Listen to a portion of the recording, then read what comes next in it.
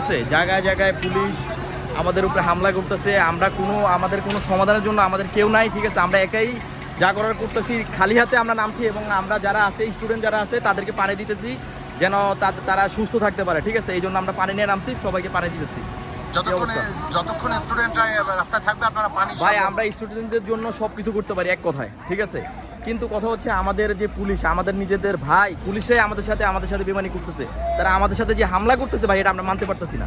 আরেকটি বিষয় উঠে এসেছে যে বিএনপি নাকি এই আন্দোলনের সাথে ওতপ্রোতভাবে জড়িত। ভাই এটা আমরা আসলে সঠিক বুঝতে পারতেছি না, কারণ কে বিএনপি কে আওয়ামী লীগ কে কি এখানে আমরা জানতেছি না, কিন্তু একটা ষড়যন্ত্র চলতেছে এটা বুঝতে পারতেছি আমরা।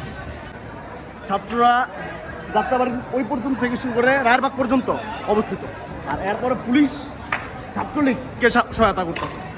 ছাত্রলীগরা সন্ত্রাসী বাহিনী সাধারণ শিক্ষার্থীদের উপর হামলা করতেছে। আমরা সকাল 9টা থেকে আমরা এখানে অবস্থান করছি। কতক্ষণ অবস্থান করবেন এখানে? আমরা আজকে সারা রাত থাকবো। সারাদিন রাত? হ্যাঁ, সারাদিন রাত। আন্দোলন কার্যক্রম চালা যেতেছিল তখন পুলিশ সোজাসুজি সাধারণ শিক্ষার্থীদের উপর টিয়ার শেল, রাবার বুলেট নিক্ষেপ করছে। এরপর শিক্ষার্থীরা খেপে গেছে। এরপরে গতকাল রাত্রেবেলা প্রায় 12টা-1টা পর্যন্ত তখন এগুলো শুরু হয়েছে। এরপর সকালবেলা আবার 2 ঘন্টা হামলা হয়েছে।